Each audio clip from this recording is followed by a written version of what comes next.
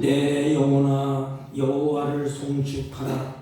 내 속에 있는 것들아 그의 거룩한 이름을 송축하라. 아멘. 찬양과 경배를 받으시기 합당하신 우리 주 하나님 아버지, 이 시간 주의 사랑하는 자녀들을 몸된 교회로 부르시고 우리 주 앞에 예배하게 하시니 감사합니다. 드려지는 예배 가운데 자정하셔서 홀로 영광 받으시고 우리에게 한없는 은혜와 은총을 베풀어 주옵소서. 예배 시정을 주님께 의탁하옵고 존귀하신 예수님의 이름으로 기원하옵나이다. 아멘. 다 같이 일어서셔서 95장 나의 기쁨 나의 소망 되신 주.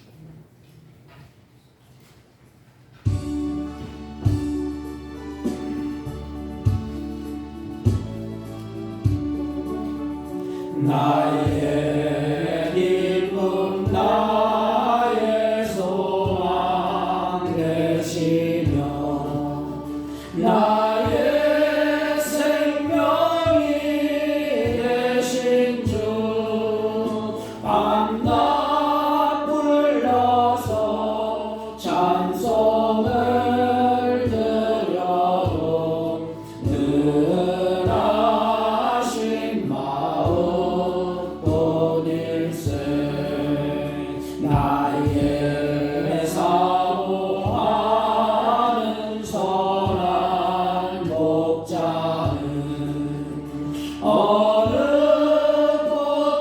꽃다운 동산에 양의 무리와 늘 함께 가셔서 기쁨을 함께 하실까. 길도 없이 거친 넓은 들에서 갈 길 못 찾아 애쓰며 이리저리로 헤매는 내 모양 저 원수 조롱하도다. 주의 자비롭고 화평한 얼굴 모든 천사도 반기며 주의 놀라운 진리의 말씀에 천지가 완악하도다. 나의 진정 사모하는 예수님 음성조차도 반갑고 나의 생명과 나의 참 소망은 오직 주 예수 뿐일세.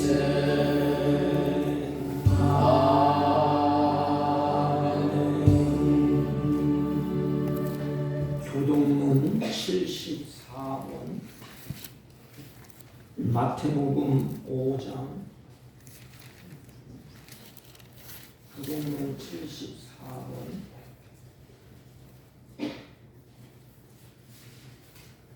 심령이 가난한 자는 복이 있나니 천국이 그들의 것이며 애통하는 자는 복이 있나니 그들이 위로를 받을 것이며 온유한 자는 복이 있나니 그들이 땅을 기업으로 받을 것이며 의에 줄이고 목마른 자는 복이 있나니 그들이 배부를 것이며 긍휼히 여기는 자는 복이 있나니 그들이 긍휼히 여김을 받을 것이며 마음이 청결한 자는 복이 있나니 그들이 하나님을 볼 것이며 화평케 하는 자는 복이 있나니 그들이 하나님의 아들이라 일컬음을 받을 것이며 의를 위하여 박해를 받은 자는 복이 있나니 천국이 그들의 것임이라. 나로 말미암아 너희를 욕하고 박해하고 거짓으로 너희를 거슬려 모든 악한 말을 할 때에는 너희에게 복이 있나니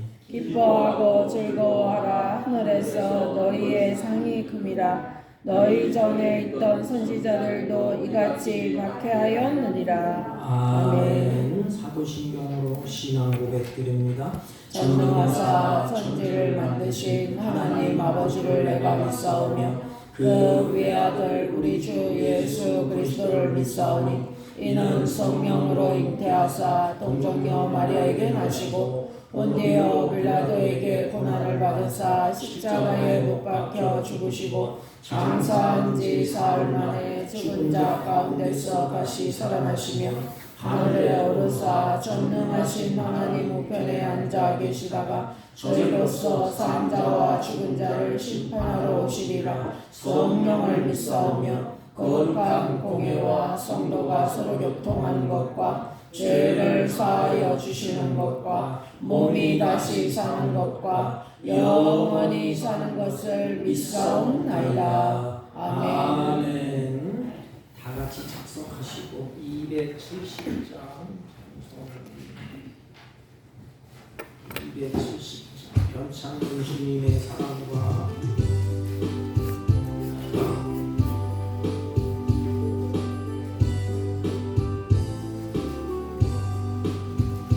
영자는 주님의 사랑과 거룩한 보혈의 공로를 우리가 찬양을 합시다.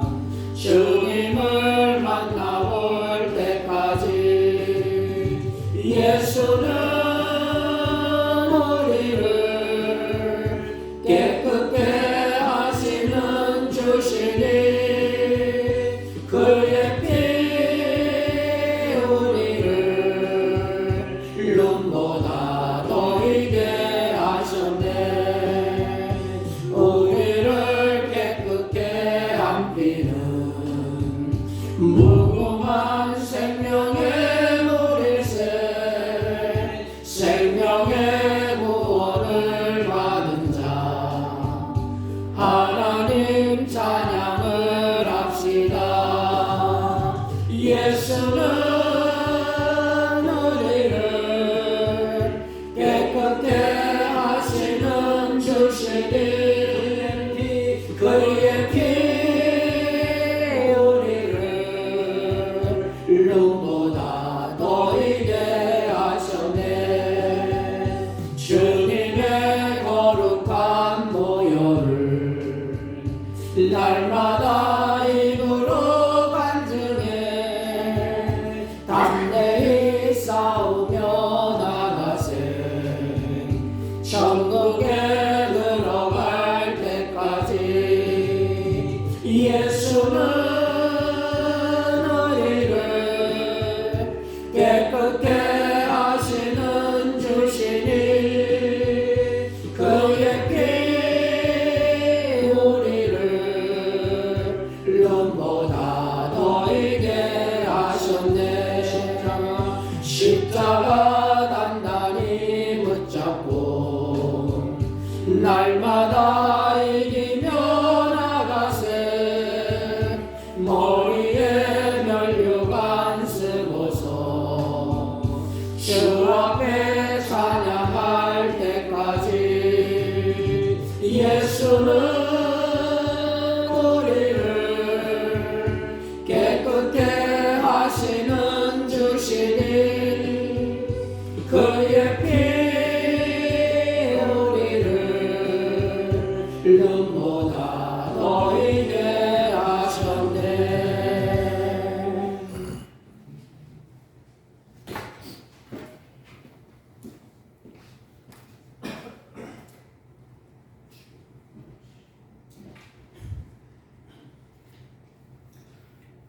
거룩하시고 사랑과 은혜가 풍성하신 하나님 아버지, 올 한 해 마지막 12월 첫 주를 맞이하여서 주님께서 저희들을 이 예배당으로 불러 모아주시고 하나님께 찬송과 경배로 하나님을 예배하게 하신 은혜에 감사와 찬양을 올려드리옵나이다.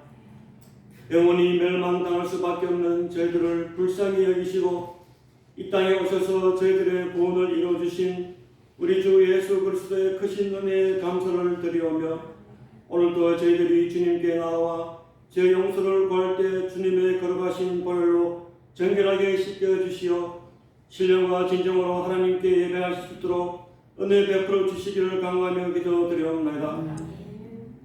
지난 한 해를 돌이켜보면 저희들이 주님께 칭찬받을 것이 없음을 깨달으오니 주님께서 저희들에게 은혜를 베풀어 주시어 모든 것이 주님의 은혜로만 살아온 것을 깨닫게 해주시고 또한 우리 자신을 의지하지 않고 성령님만을 날마다 순간마다 의지하고 하나님의 은혜만을 구하는 저희들이 다 될 수 있도록 이 시간에 은혜 베풀어 주시기를 간구하며 기도드리옵나이다. 또한 사사가 같이 빠른 이 세월 속에서 살아가는 저희들이 그 사람은 날로 후패해져 가고 있으나 주님 말씀 의지하고 살아갈 때에 속사람은 날로 새로워지는 믿음의 역사가 일어나게 해주시고 주님께서 계시는 새하늘과 새 땅에 산 소망을 두고 살아가는 저희들이 다 될 수 있도록 이 시간에 은혜 베풀어 주시기를 간구하며 기도드리옵나이다. 아버지 하나님, 오늘도 이 예배 시간에 저희들이 가지고 나온 모든 문제와 고민들을 주님께서 다 아시오니 간구하는 저희들의 기도 소리에 귀 기울여 주시어 해결함을 받는 저희들이 다 되게 인도해 주시고 우리의 가정들이 주님 안에서 참된 기쁨과 소망을 갖는 믿음의 가정들이 다 되게 이끌어 주시고 또한 우리 교회를 붙들어 주시어 죽어가는 이 지역 사회에 우리 모든 성도들이 빛과 소금이 되어서 주님의 복음을 전하는 통로로 삼아 주시옵시기를 간구하며 기도드리옵나이다. 오늘도 이 예배 시간에 우리의 연약한 몸과 영혼들을 주님께서 긍휼히 여겨주시고 치료해 주시어 우리들이 나음을 얻어서 주님께 기쁨과 찬양으로 주님께 영광을 돌릴 수 있도록 이 시간에 은혜 베풀어 주시기를 간구하며 기도드리옵나이다. 오늘도 말씀 들고 강단에 주신 목사님에게 성령 충만함을 입혀주시고 또한 영육간에 강건함을 내려주시어 하나님의 말씀을 전할 때 듣는 저희들의 눈과 귀를 열어주시고 주님의 말씀을 말씀대로 순종하고 살아가는 저희 모두가 될 수 있도록 은혜 베풀어 주시기를 간구하며 이 모든 말씀 우리를 구원해 주신 예수님의 이름으로 기도하옵나이다. 아멘.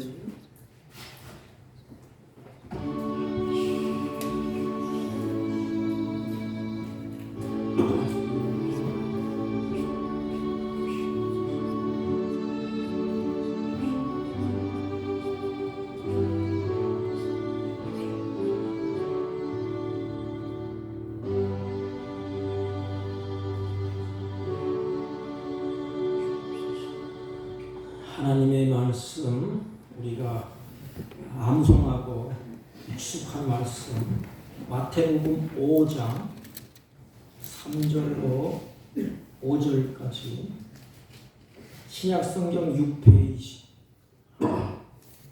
대독해 올립니다. 심령이 가난한 자는 복이 있나니 천국이 그들의 것이며 애통하는 자는 복이 있나니 그들이 위로를 받을 것이며 온유한 자는 복이 있나니 그들이 땅을 기업으로 받을 것이며. 아멘. 우리 옆 사람과 한번 인사합니다. 사랑합니다. 사랑합니다. 12월이 되면 성탄절도 있고 잊었던 은혜, 그리스도인들은 예수님을 우리가 한 번쯤 이렇게 생각을 하게 됩니다. 그리고 마지막 달력을 이제 넘기면서 내 인생 1년 동안 내가 어떻게 살았는가를 돌아보게 됩니다. 참으로 감사한 것은 하나님 우리에게 한 마디마디를 주셨다는 것은 참 감사해요. 하루가 지나서 해가 떨어질 때 하루를 돌아보게 하시고 한 달의 달력이 지나갈 때 한 달의 삶을 돌아보게 하시고 1년이 지나갈 때 내 인생 이렇게 살았구나. 한나를 돌아오면서 회복할 수 있도록 하나님이 우리에게 주신 은혜. 그래서 감사하고 또 우리가 다시 일을 수 있는 통, 그걸 하나님이 우리에게 주셨습니다. 더 감사한 것은 하나님이 나같이 못난 것을 이 땅에 하나님이 잠시 동안 보내주시고 이 땅에 살지만 전능하신 하나님, 천지 만물을 창조하신 하나님이 나 같은 사람을 하나님이 택하시고 또 나를 하나님의 백성이 되게 하시고 나를 이끌어 주시고 나를 보호해 주시고 그렇기 때문에 하나님 우리에게 깊은 관심을 가지고 계십니다. 하나님 나라의 백성으로서 내가 이 땅에 살잖아요. 우리 하나님의 백성이에요. 하나님이 나를 택하여 부르시고 이 땅에 보내주셨어. 그러므로 하나님은 가만히 계시는 분이 아니에요. 사랑하면 사랑할수록 제자들에게 예수님은 온 힘을 다 쏟았습니다. 그래 제자들을 향하여서 우리들을 향하여서 이 땅에 사는 동안에 하나님의 백성으로서 살 때에 삶의 원리 또 우리들의 기준 하나님의 기준이 어디에 있느냐 이 기준을 하나님이 자세하게 가르치셨습니다. 예수님께서 공생애를 시작하기 초에 가장 먼저 하는 일이 뭐냐? 사랑하는 자녀들을 가리키는 사역을 가장 먼저 하셨습니다. 우리가 잘 아는 것이 이것을 가리켜서 예수님의 삼상 설교, 예수님의 가르침 이렇게 부르기도 합니다. 예수님의 하나님의 자녀들이 그 말씀을 가르침을 받고 그 믿음으로 인해서 이 땅에서 어떻게 우리가 살아야 하는 것을 하나님 우리에게 깨우쳐 주십니다. 제자들 앞에 놓고 가르쳐 주시는데 가장 먼저 하나님이 하신 말씀이 뭘까? 하나님이 원하시는 것이 뭘까? 그것이 계속해서 빠지지 않고 기록되어 있어요. 그게 뭔가 복이 있나니 복이 있나니 복이 있나니 한 말씀을 하시고 난 다음에 복이 있나니 무엇이 복이 있나니 무엇이 이렇게 하나님이 원하시는 것을 강조해 주셨습니다. 하나님이 원하시는 것은 뭘까? 하나님이 핏값으로 사시고 아낀 자기 백성이 이 땅에서 복을 받고 살기를 하나님이 원하십니다. 그래서 인간은 어떻게 하든지 복을 받으려고 계속해서 복을 기원하고 그 복을 달라고 애원합니다. 하나님은 우리에게 복을 주시길 원하고 우리 인간은 그 복을 받으려고 몸부림칩니다. 악한 사람은 그 복을 받지 못하고 또 받았다 할지라도 그것을 뺏으려고 그래서 영적인 싸움이 일어나게 됩니다. 그러므로 오늘 산상 가르침에서 예수님은 9가지 모습을 쭉 보여주면서 복이라는 단어를 계속해서 강조를 하셨습니다. 그러므로 말미암아 우리 사랑하는 자기 백성들, 하나님을 믿는 백성들은 이 복에 대한 이해를 분명히 하셔야 됩니다. 여러분, 복이 도대체 무엇입니까? 복에 대해서 어떤 이해를 갖고 계십니까? 사람들이 말하는 대부분의 사람들은 복을 이해할 때에 이 땅에 사는 동안에 물질이 풍요하고 이 땅에 사는 동안에 육신이 건강하고 또 유교에서는 오복을 얘기하지 않습니까?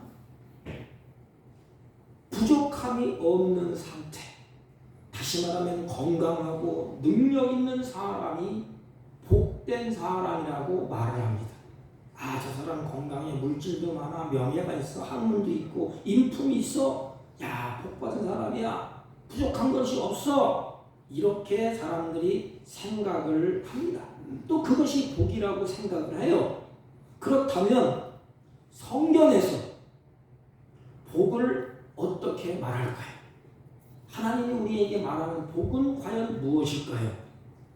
하나님과의 관계에서 주님이 그 복을 설명을 하셨습니다.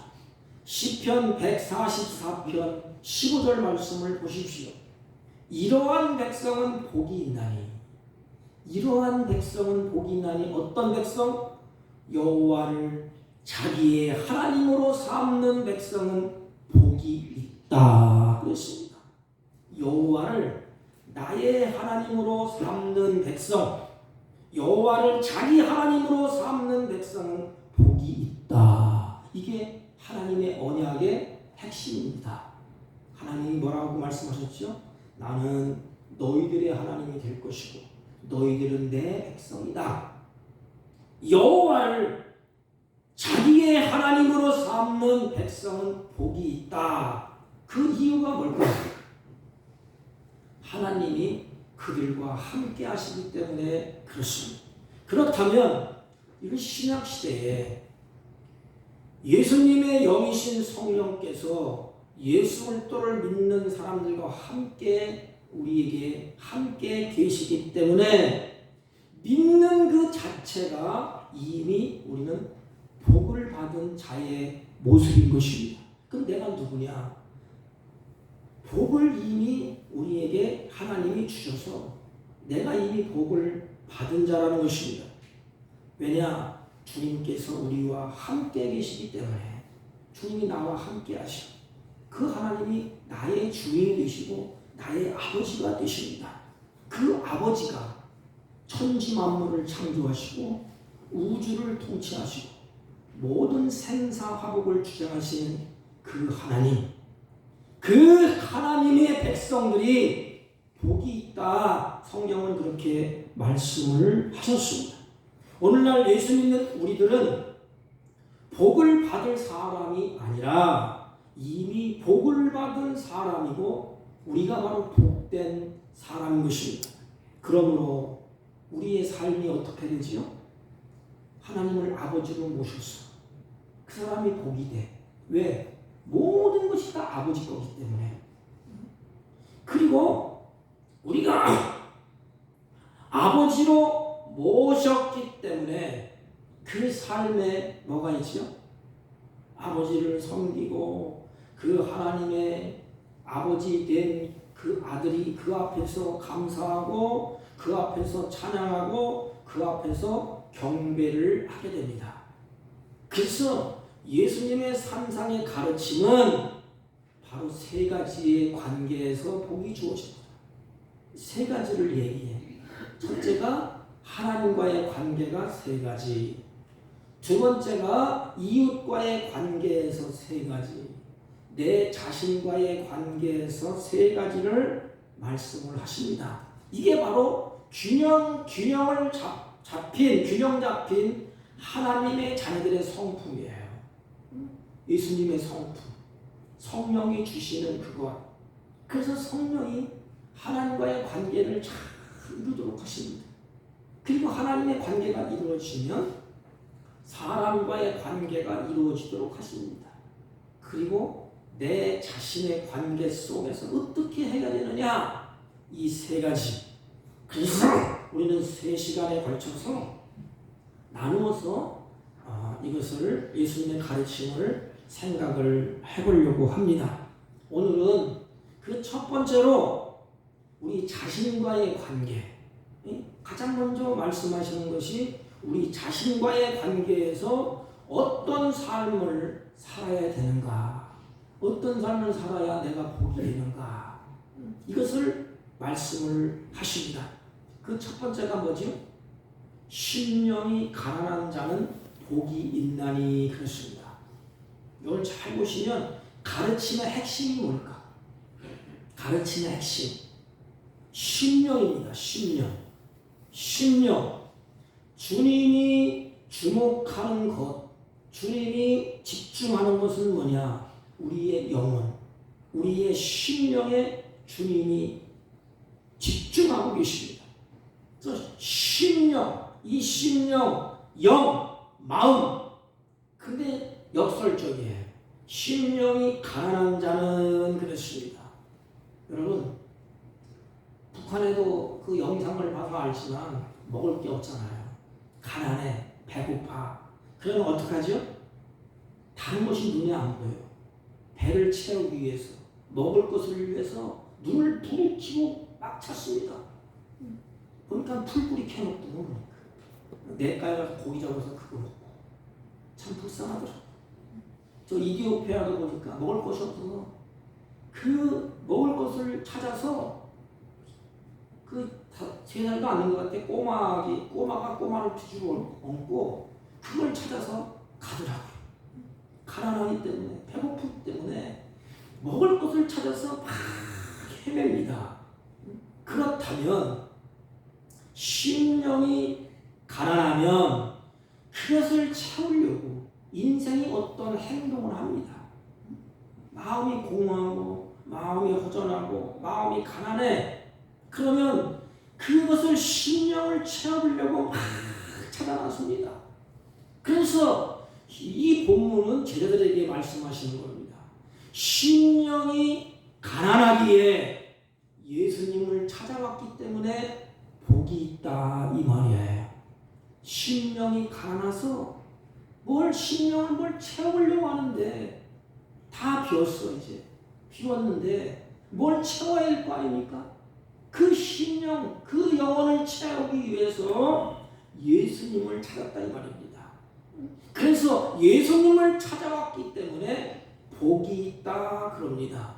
그러면 보세요. 우리의 심령을 지으신 분이 누구인가를 알아야 될 거 아닙니까? 이게 중요해요. 이걸 모르니까 사람들이 방황하고 그냥 낙심하고 불지르고 그러지 않습니까? 심령을 지으신 분이 누구냐? 이것이 바로 성령의 역사입니다. 성령의 역사. 심령이 가난해서 예수님을 찾게 되는 거. 예수님이 최고야. 예수님의 해답이 다 있어. 그래서 예수님을 찾는데 심령을 지으신 분이 누구냐? 스가랴 12장 1절에 보면 사람 안에 심령을 지으신 이가 이르시되, 사람 안에 내 영 심령을 지으신 이가 이르시되. 그러면 심령을 지으신 분은 누구지요? 하나님이십니다. 하나님. 여러분, 불교에서 어른이라고 대우받던 자승스님? 호가 자승인가 봐. 자승스님. 그래서 존경하잖아요. 비우고 가난해지고, 그래서 돌을 닦고 불경을 외우고 좌석을 하고, 그래서 60몇 살이에요. 67세인가 그렇게 됐더라고요. 자기 자신을 그 심령을 비우려고 노력을 했겠습니까? 설사 심령을 비운다고 할지라도 여러분, 그 심령을 채워주실 분을 찾지를 못했어요. 그 어르신 비울 줄만 알았지 내 심령 비운 마음에 채워지는 거 그걸 몰라. 그러니까 그걸 깨달아 보려고 인생의 심령을, 내 허무한 공허한 심령을 다 비우고 깨달아도 알았다 할지라도 깨달았다 할지라도 심령을, 내 마음을 채워주시는 분을 알지를 못했습니다.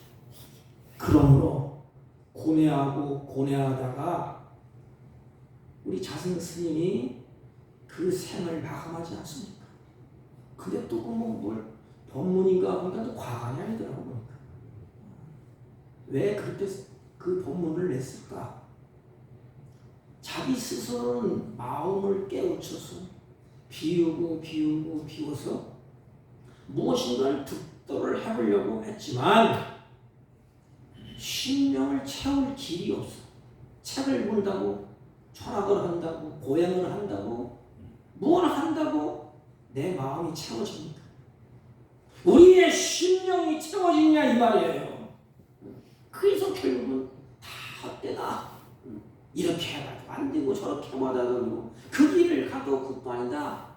내 인연은 여기까지인가 보다. 그럼 끊잖아요. 불을 지르고 결국은 생을 마감하지 않습니까? 불을 누가 질렀는지 모르지만 자신 거기서 인생을 마감했어요. 사랑하는 성도 여러분, 우리는 사람 안에 심령을 지으신 분을 알고 있습니다. 그게 얼마나 감사해. 내 마음을 지으신 분, 내 심령을 지으신 분, 그분이 채워주신대. 그분이 내 심령을 주님이 다 채워주신다는 것입니다. 그래서 사람 안에 심령을 지으신 분을 알기 때문에 그분 앞에 찾아가는 거예요. 나의 심령을 지으신 여호와여, 내 심령이 이렇게 찢어지고 가난합니다. 채워주세요. 그래서 예수를 영접하게 됩니다. 그 예수 그리스도를 나의 아버지로 받아들이게 됩니다. 그게 복이 나는 거예요. 심령이 가난한 자. 그래서 찾으려고 막 주님을 찾잖아요. 가난은 복이 아니에요. 부유하게 사세요. 많이 보세요. 중요한 것 한 가지는 우리의 심령, 하나님의 마음에 집중해. 그래서 그 심령을 가난하게 하면 가난하게 할수록, 비우면 비울수록 그게 복이야. 왜냐하면 그 하나님을 바짝 의지하는 것입니다. 주님, 내가 이렇게 가난해요. 내 마음이 이렇게 찢어지고 이렇게 이렇습니다. 나의 심령을 지으신 여호와여. 그리고 여호와 앞에 찾아나가. 그러면 그 심령을 지으신 하나님, 심령을 지으신 여호와께서 어떻게 하실까요? 그 심령에 풍성한 은혜를 주십니다. 그게 영혼의 기쁨이야. 기뻐 뛰며 즐거워하는 인생. 그래서 복이 있다 이 말이에요. 우리의 심령을 지으신 그 하나님을 내가 찾아가는 거예요. 가난하기 때문에 채워보려고. 많은 사람들이 그 심령이 가난해서 다 비우고 난 다음에는 채울 게 없어. 그래서 인생을 다 살고 난 다음에 뭐라고 얘기해요? 헛되다. 채울 길이 없다. 여기까지인가 보다. 그리고 가지 않습니다. 그 자선 스님이 그랬어요. 그러나 우리 크리스찬들은 심령을 지으신 분을 바로 알기 때문에 제자들에게 너희들이 가난한 것이 복이 있다. 예수님을 찾으면 찾을수록 너희들에게는 복이 있다. 그러므로 고뇌하지 말고 심령이 가난하면 가난할수록 예수 그리스도를 가까이 하게 됩니다. 그래서 성경은 그렇게 말하는 것입니다. 심령이 가난한 자는 복이 있나니. 이게 뭐예요? 내 자신이 어떤 자인 것을 아는 자예요. 심령이 가난한 자는 내 마음이 제 가운데 헐떡거리고 나는 이대로 끝나는가 보다. 이렇게 자기 자신을 아는 마음, 가난한 마음. 그래서 복이 있나니 그렇습니다. 왜냐하면 천국이 그들의 것이기 때문에. 여기에 단어가 빠졌어요. 접속사가 왜냐하면 이렇게 가야 되는데 왜냐하면을 뺐어. 왜냐하면 국문상 심령이 가난한 복이 있나니 이게 더 이렇게 매끄럽기 때문에 그 단어를 빼버렸어. 그러나 이 단어를 넣으면 문장이 확 살아나. 심령이 가난한 자는 복이 있나니 왜냐하면 가난하기 때문에 천국이 그들의 것이다. 천국이 뭐예요? 주와 함께 길 가는 것. 주님이 나와 함께 하는 상황. 주님이 계신 것. 그래서 예수 그리스도를 영접하면 그것이 천국이야. 주와 함께 있는 게 천국이야. 이 땅에서도 예수 그리스도가 나를 성전 삼고 내 안에 계시면 그게 천국이야. 가정에 예수님이 계시면 그게 가정 천국이야. 내가 가는 곳에 예수님이 계시면 그것이 천국이야. 그러다가 마지막 내 육신 장막이 무너지고 그 영혼이 아름다운 하나님과 같이, 그것이 바로 천국입니다. 심령이 가난한 자는 천국이 저희 것이며 그렇게 말씀을 하셨습니다. 그리고 두 번째로 말씀을 하실 때에 애통하는 자는 그랬어요. 애통하는 자는 복이 있나니. 애통이 뭘까? 애통은 우리 잘 알잖아요. 슬퍼하는 거예요. 눈물 흘리는 거.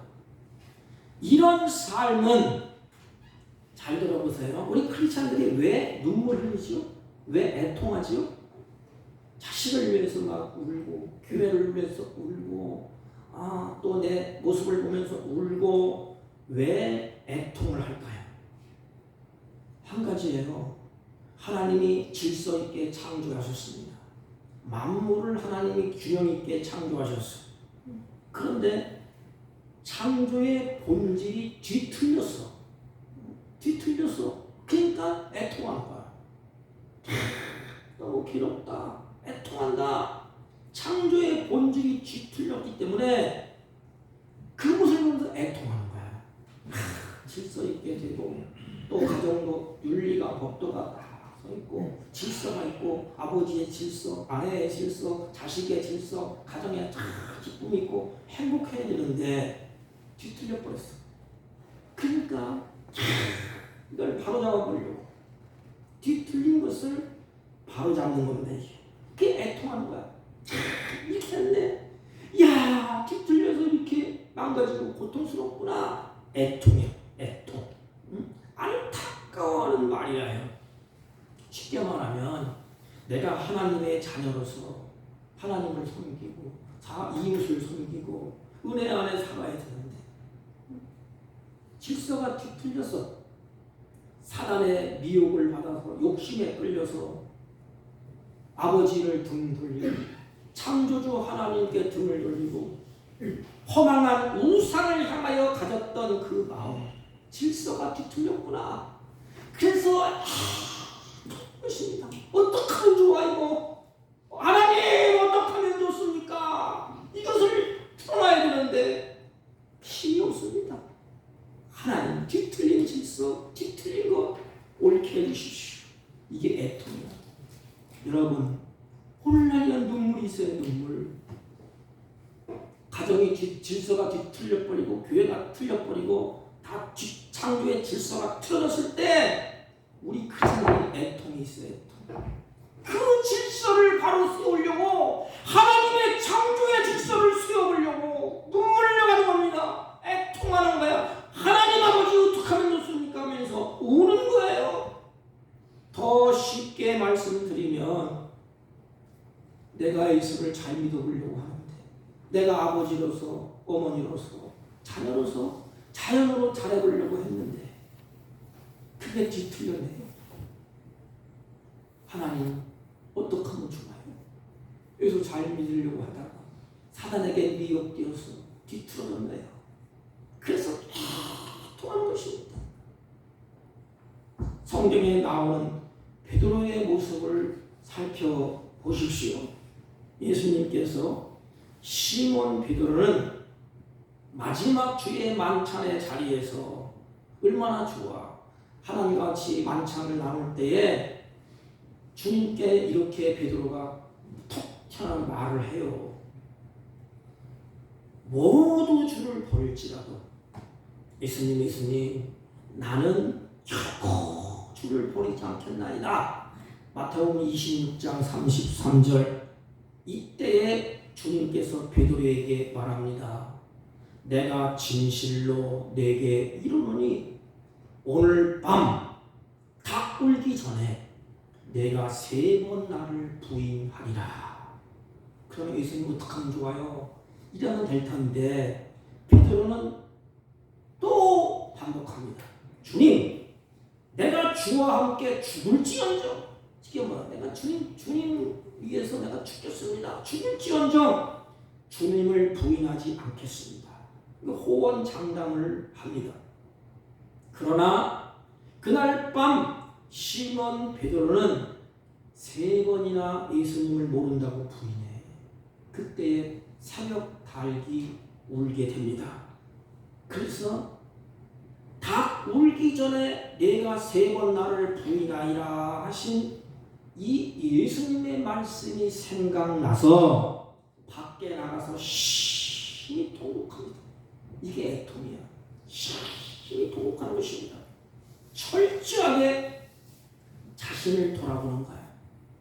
내가 그렇게 자신만만했는데, 주님을 잘 섬기려고 했는데, 신앙생활을 잘 하려고 했는데, 환경에 짓눌려서 내가 넘어졌구나.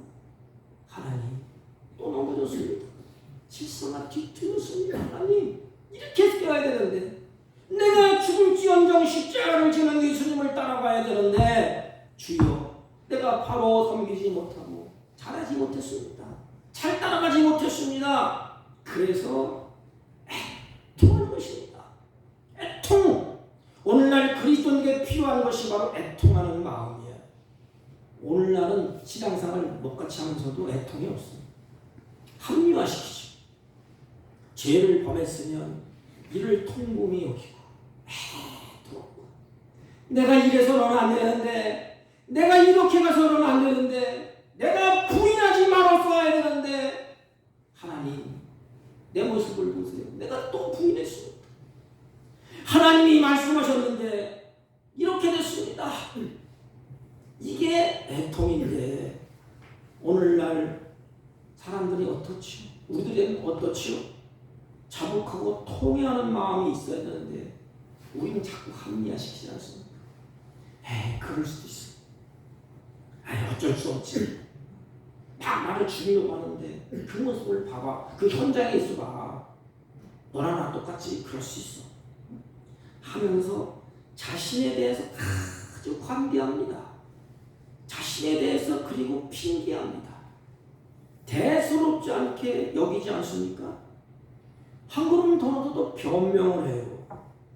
내가 안 그러려고 하는데, 예수님 안 하려고 하는데 총칼이 무서워서 그렇게 했습니다. 이렇게 했습니다. 여러분, 그때 변명을 하면 마음이 평안합니까?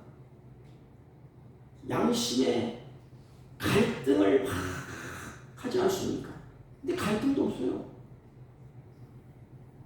사랑하는 성도 여러분, 이렇게 가면 은혜가 없어요. 성경에 보면 다윗이 눈물로 고백하는 그 기도가 있습니다. 시편 51편 17절 말씀 보면, 하나님이 구하시는 제사는 상한 심령이라. 하나님이 구하는 상한 마음, 하나님이여 상하고 통회하는 마음을 주께서 멸시치 아니하시리라. 통회할 때 주님이 버려주지 않는데요. 예수님께서 애통하는 자는 그래서 복이 있다고 말씀을 하십니다. 보세요. 왜냐하면 주께 위로를 받기 때문이라 그랬습니다. 여러분, 성경 인물을 잘 보세요. 다윗도 눈물 흘릴 때 주님이 위로해 주셨습니다. 베드로도 통곡할 때 위로해 주셨습니다. 바울도 다메섹도 향해서 원통하고 분통을 터지면서 내가 옳은 줄 알고 갔는데 잘못됐네. 하나님을 또 욕보였네. 그래서 통회할 때 주님이 위로해 주셨습니다. 여러분, 그렇다면 위로가 뭘까? 위로는 좋은 것이에요. 성경은 하나님이 위로의 하나님이십니다. 그럼 위로를 알아야 될 거 아닙니까? 위로는 뭐냐면 두 가지가 합성됐는데 복잡한 거 다 제쳐놓고 이런 뜻이에요. 하나님이 곁으로 부으시다, 이 뜻이야. 하나님이 애통하고 통회하는 자를 하나님의 곁으로 부으시는 거야, 이렇게. 그래서 다윗도 부르시고 베드로도 부르시고 바울도 부르시고 애통하는 자를 주님 가까이 부르시는 거예요. 쉽게 말하면 어린 아이가 내 자식이 이러면 안 되는데 내가 잘못했다. 그러면서 막 울어, 엉엉 울어. 위로가 뭐지요? 부모가 야야 내게로 와, 괜찮아. 그러면서 그 자식을 자기 곁으로 바짝 붙이는 것입니다. 호흡이 이렇게 같이 느끼도록, 마음을 느끼도록 이렇게 자기 곁에 두는 거야. 이게 이론이다. 여러분, 우리가 눈물 흘릴 때, 우리가 애통할 때 하나님은 주님의 곁으로 우리를 부르신다는 것입니다. 그래, 염려하지 마. 내가 있어. 내 곁으로 와. 내 곁으로 와. 그것이 위로야. 그래서 주님의 곁으로 주님이 끌어안고 하나님의 곁으로 부르셔서 하나님이 우리를 곁으로 가까이 부르시는데, 그리고 주님이 그 모습을 보니까 너무 많이 울었어. 잘못됐다. 그때 주님, 괜찮아. 내가 용서할게. 괜찮아. 또 약한 건 내가 알아. 그러면서 눈물을 씻어주는 것입니다. 그들에게 눈물 머리신 그 마음을 주님이 다 치유해 주는 거야. 이게 위로입니다. 위로. 어떤 자? 우는 자, 애통하는 자. 하나님이 우리를 곁으로 부르시고 내 곁에 부르시는 그 예수님, 그 하나님, 위로의 하나님이십니다. 그리고 우리를 부르시고, 그리고 울 자 많이 울었잖아요. 그때 주님이 눈물을 닦아주시고, 우리가 천국 가서도 요한계시록 보면 주님이 우리가 천국 갈 때 우리의 눈물을 닦으시고, 그럼 눈물을 닦아주신 거는 뭐예요? 다시 기쁨으로 회복시켜 주신다는 것입니다. 애통할 때 이게 우리 자신의 모습이 돼야 돼. 나 자신의 관계. 근데 오늘은 애통이 없어. 질서가 뒤틀리고 깨졌는데도 가정이 파괴되는지 교회가 파괴되는지 질서가 파괴되는지 계속해서 변명만 해. 이게 아내가 잘못됐고 남편이 잘못됐고 교회에 누가 잘못됐고 사회가 어쩌고 변명만 계속 늘어나요. 우리 크리스찬들의 자기 자신의 모습은 어떠해야 돼요? 눈물 흘려야 된다. 가정을 위해서 울고, 교회를 위해서 울고, 내 자신을 위해서 울고, 이웃을 위해서 울고. 그러면 주님의 곁으로 주님이 싹 불러주십니다. 이런 경험을 해본 적 있습니까? 너무너무 억울하고 분통해서 이러면 안 되는데 내가 왜 이랬을까? 하나님, 어떡하면 좋아요? 이제는 엎질러졌는데 어떡하면 좋아요? 주님을 위해서 애통하면서 울 때 주님은 우리를 부르시는 거예요. 내 곁에, 하나님의 곁으로, 주님의 품 안으로 곁으로 불러 이렇게. 그걸 상상해 보십시오. 부르시고 우리의 눈물을 식혀주시고 우리의 멍을진 그 마음을 다 하나님이 치유해 주신다는 것입니다. 바울은 그것을 느끼고 주님 곁으로 부르시는 그 하나님을 느끼면서 바울이 이렇게 말씀을 하셨습니다. 고린도후서 1장 3절 4절. 그 하나님을 보면서 그는 자비의 아버지시오. 주님의 곁으로 바울을 불렀잖아요. 담의 도상에서 바울이 꼬꾸러졌을 때 아무도 부르지 않았어요.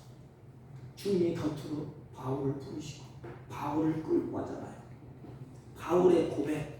그는 자비의 하나님이시여 모든 위로의 하나님이시며 환난 중에서 우리를 위로하시고 모든 환난 중에 있는 자들을 능히 위로하시는 이시로다. 그분이 위로자라는 것입니다.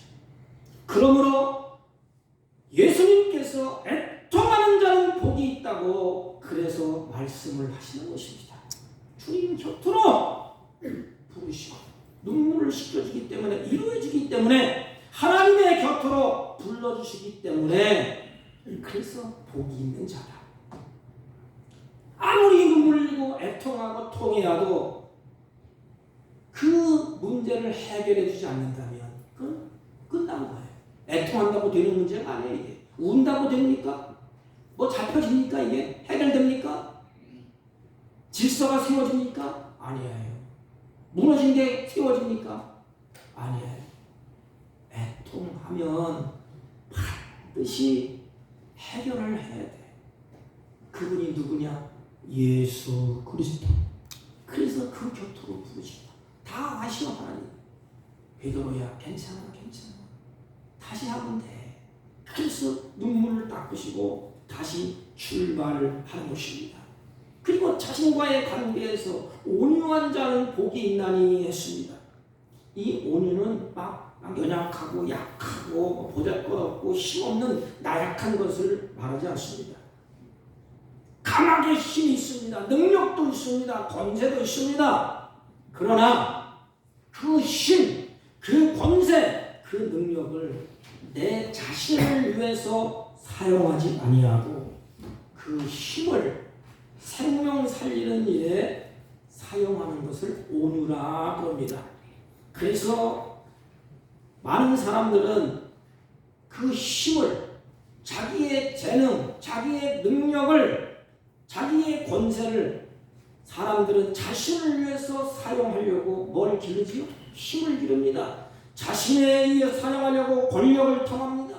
자신을 위해서 하려고 물질을 탐합니다. 명예를 탐합니다. 온유는 자신을 위해서 그 힘을 사용하는 것이 아니고 그 힘이 필요한 사람을 위해서 그 힘을 내가 사용하는 것입니다.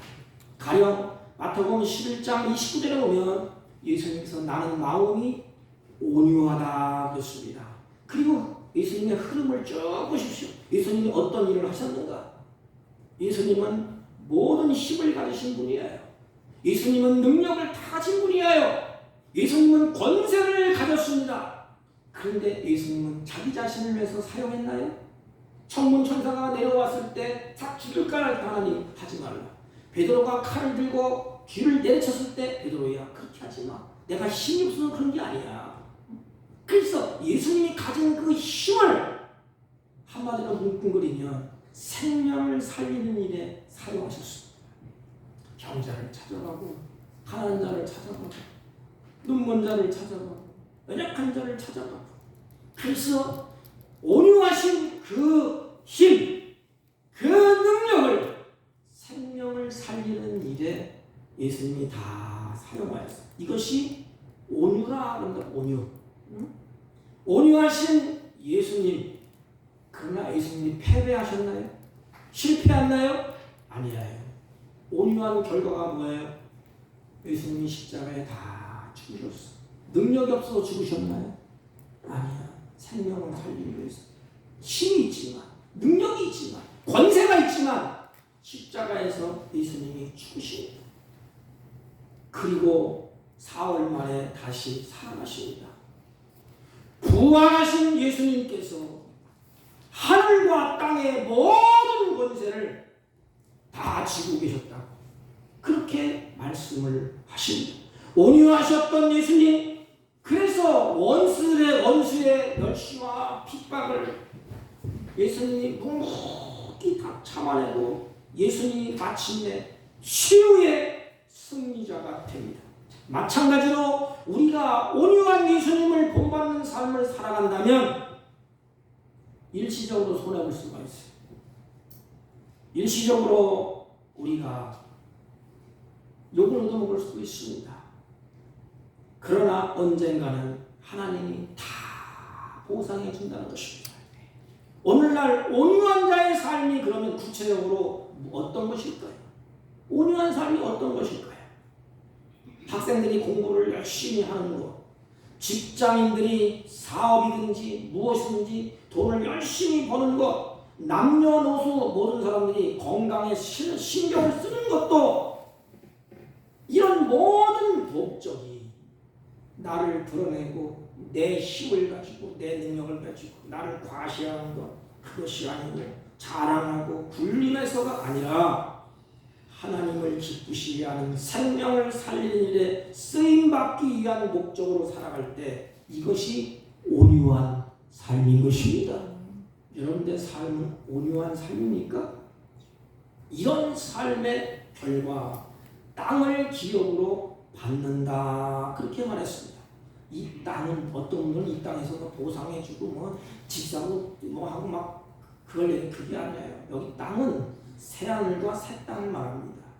하나님은 하늘과 땅을 연결시켜준 건 예수 그리스도야. 그래서 항상 하나님은 얘기할 때 하늘나라를 염두에 두고 말씀하십니다. 여기도 마찬가지예요. 땅을 기업으로 받는다. 새하늘과 새 땅이 그들에게 주어진다 이 말입니다. 말씀을 정리하면 복 있는 사람은 어떤 자일까요? 우리의 자신과의 관계에서 세 가지를 말씀을 드렸습니다. 심령이 가난한 자는 복이 있다. 왜냐하면 천국이 그들의 것이기 때문에. 심령이 뭐라 그랬어요? 하나님은 심령을 지으신 분이야. 주인이 하나님이십니다. 그래서 그 하나님을 찾기 때문에 복이 있다 그랬어요. 여러분 날마다 하나님을 찾으세요. 나의 주, 나의 하나님. 이게 가난에 찾아. 돈 많고 마음에 무언가 있고 그런 손에 쥔 거 있고 심령의 부자는 하나님을 찾지 않습니다. 누구든지 주님을 찾는 자에게 하나님은 만족해 하시고 천국을 하나님이 주신다고 약속을 하셨습니다. 애통하는 자는 복이 있다. 왜냐하면 위로를 받기 때문에 하나님의 곁으로 불러주시기 때문에 그렇습니다. 그래 복된 자예요. 하나님의 곁에 있는 자가 복된 자예요. 자식이 어렸을 때 어머니 품 안에, 아버지 품 안에, 가정 품 안에 있어야 복되지. 어머니를 떠나고 아버지를 떠나고 탕자처럼 살아보세요. 그게 복이 있겠습니까? 가진 고생 다 하는 거예요. 그래서 애통할 때 눈물을 닦으시고 주님의 곁으로 불러주십니다. 온유한 자는 복이 있다. 왜냐하면 그들이 땅의 기업으로 받기 때문에 그렇습니다. 그래서 자기 힘이 있고 하나님으로부터 권세가 주어졌고 능력이 있지만 모든 걸 다 할 수 있지만 그러나 자신을 위해서 사용하지 아니하고 생명 살리는 일에 그것을 사용할 수 있는 힘, 이게 온유라는 것입니다. 사랑하는 성도 여러분, 심령이 가난하여 주님을 찾으십시오. 애통하는 자가 되어서 주님의 곁으로 부르시네. 우리는 은혜 안에 품 안에 안기십시오. 온유한 자가 되어서 승리자가 되십시오.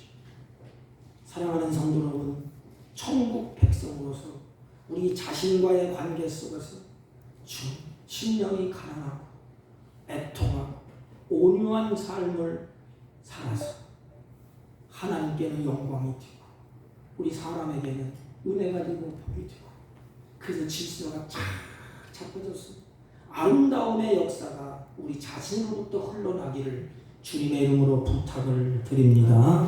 하나님 아버지, 천국 백성으로서 자기 자신과의 관계 속에서 심령이 가난하고 애통하고 온유한 삶을 살아갈 수 있도록 주의 성령께서 역사하여 주옵소서. 예수님의 이름으로 기도하옵나이다. 아멘. 433장 찬송. 433장. 귀하신 주여 나를 돕소서.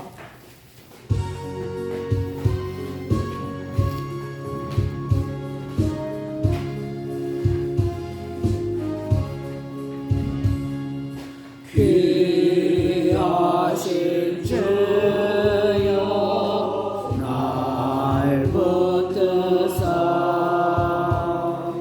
주께로 날마다 더 가까이 저 하늘나라 나 올라가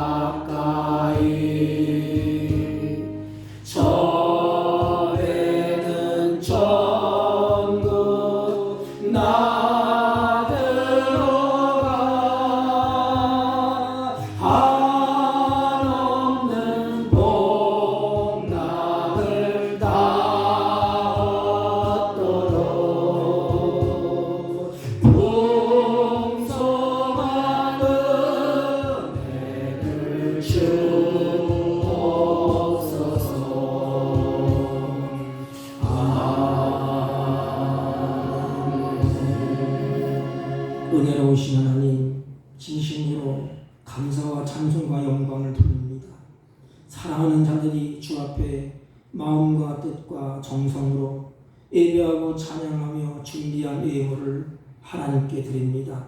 하나님, 이들에게 감사와 11조와 가지각색의 성교예물과 각종의 이름으로 주님 앞에 올려드려오니 이들이 드려지는 것을 연락하여 주옵시고 이들의 손을 부지런히 놓을 때 복된 삶을 살아갈 수 있도록 이름 비하여진 일을 허락하시고 아름다운 결실을 곳간에 드리며 남은 생에 그것을 누리며 사는 지혜로운 성도들이 될 수 있도록 은혜를 베풀어 주옵소서. 특별히 이들의 삶 가운데 어둠이 물러오게 하시고 빛을 비춰주시고 범사의 기쁨과 감사의 삶으로 풍성해지게 하옵시고 이 예물이 쓰여질 때 하나님 나라가 확장되게 하옵시고 주님의 선한 역사가 날마다 풍성해지게 하옵소서. 나그네 인생 살 동안에 물질의 노예가 되지 않고 누리며 사는 복된 생애가 되게 하여 주옵소서. 예수님의 이름으로 기도하옵나이다. 아멘. 예, 광고는 주거를 참조해 주시기 바랍니다.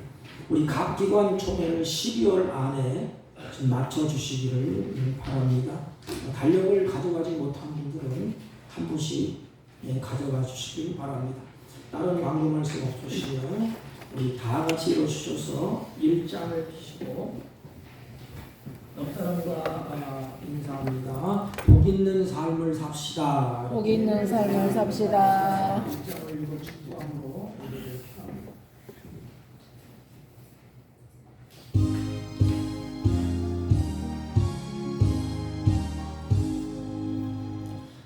만복의 근원 하나님 온 백성 찬송 드리고 저 천사여 찬송하세 찬송 성모 성자 성령